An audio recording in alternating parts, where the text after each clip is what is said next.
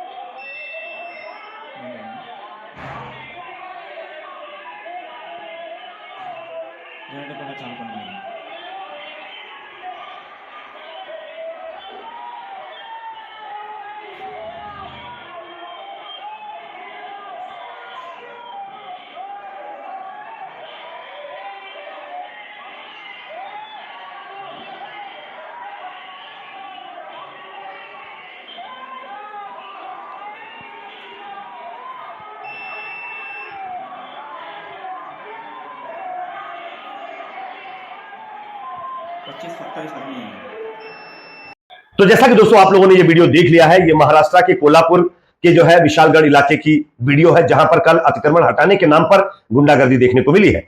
महाराष्ट्र के कोल्हापुर से लेकर के महाराष्ट्र के कई इलाकों में इसी तरीके से हर दिन कुछ ना कुछ नया बवाल देखने को मिल रहा है और एक बार फिर समुदाय विशेष के लोगों को यहां पर निशाना बनाया गया है। उनके घरों में घुसकर किस तरीके से हमला किया गया है, कई लोगों को घायल कर दिया गया है, यह आप लोगों ने वीडियो में देख लिया है। और यह सब कुछ पुलिस की मौजूदगी में हुआ है और जिन गुंडों ने इस घटना को अंजाम दिया है वो किस पार्टी, किस दल, किस संगठन से जुड़े हुए हैं, शायद नारेबाजी से आप लोग समझ गए होंगे। महाराष्ट्र में जब से बीजेपी एनडीए सरकार बनी है, तब से इस तरीके की घटनाएं लगातार बढ़ रही हैं, लगातार इस तरीके की घटनाएं देखने को मिल रही हैं।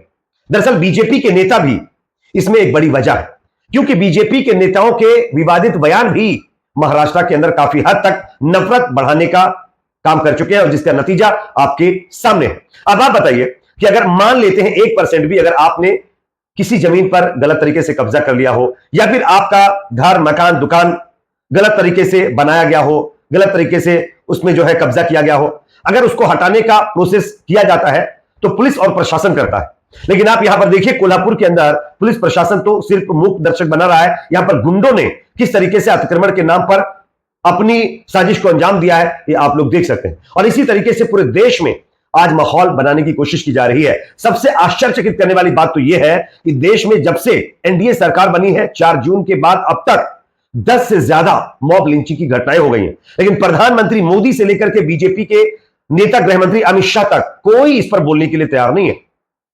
गृहमंत्री अमित शाह कांग्रेस पे के ऊपर हमला करने आ जाते हैं, लेकिन उन्हीं के राज्य महाराष्ट्र में क्या हो रहा है, अलग अलग राज्यों में उनके जहां जहां सरकार है वहां पर क्या क्या हो रहा है उस पर बोलने के लिए तैयार नहीं होते।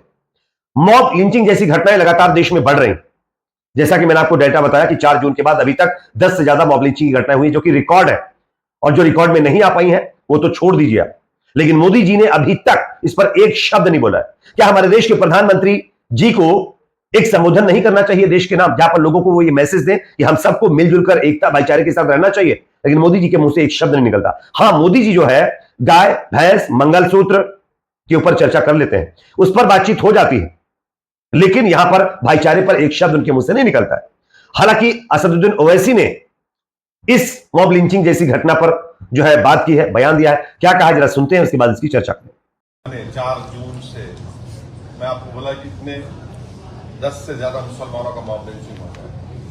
मध्य प्रदेश में, यूपी में कई जगह पर घरों को तोड़ दिया गया, बल्कि आप ही के बिरादरी के मीडिया के लोगों ने एक मॉब लिंचिंग को रिपोर्ट किया तो ये नया कानून के तहत उन पर केस बुक कर दिए। तो अब फ्यूचर में क्या होता है मेरे को नहीं मालूम, मैं तो कोई ज्योतिषी नहीं हूं। मैं अपनी हथेली को देखकर तो बोल नहीं सकता, ना मैं आसमान के तारों को देखकर बोल सकता। मैं जरूर ये बोल सकता हूं कि सबसे ज्यादा तकलीफ में अगर कोई आज है तो भारत के मुसलमान है। तो जैसा कि दोस्तों आप लोगों ने असदुद्दीन ओवैसी का बयान सुना, उन्होंने एक बार फिर मॉब लिंचिंग जैसे मामले को उठाते हुए कहा कि 4 जून से अब तक 10 से ज्यादा लोगों की मॉब लिंचिंग में खत्म कर दिया गया है। जिन मीडिया के लोगों ने लिंचिंग के मामले को रिपोर्ट किया उन पर कानून के तहत उल्टा केस दर्ज कर दिया गया है, और साथ ही साथ मीडिया और सरकार के ऊपर उन्होंने हमला किया है और इसके लिए जो मुनासिब कदम है वो उठाने की मांग भी की।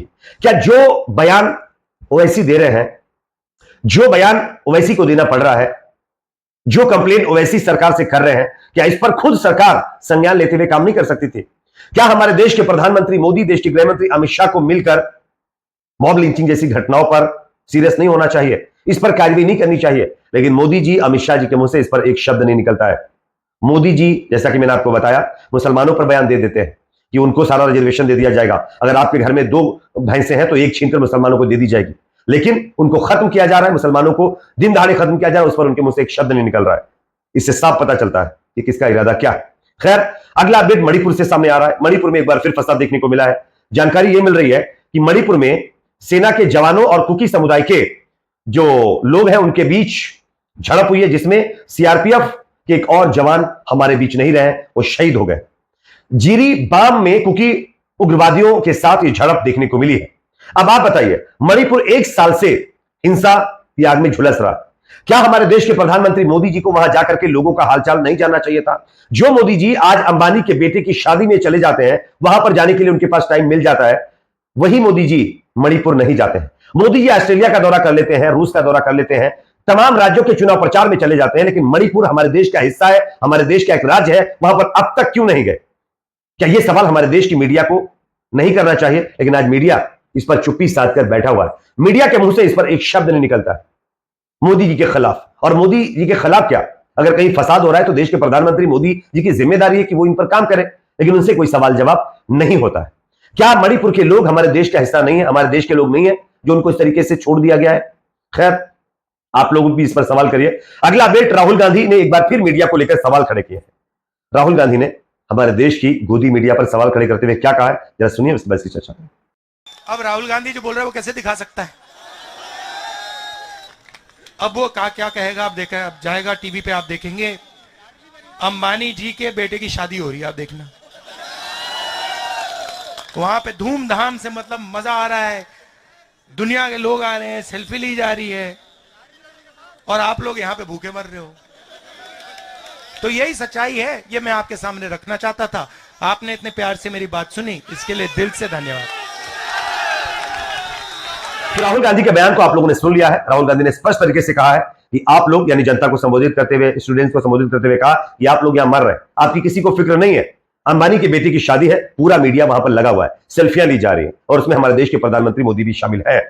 खैर, इस पर आप लोग क्या सोचते हैं कमेंट सेक्शन में बताएं। वीडियो को लाइक शेयर, चैनल को सब्सक्राइब जरूर करें।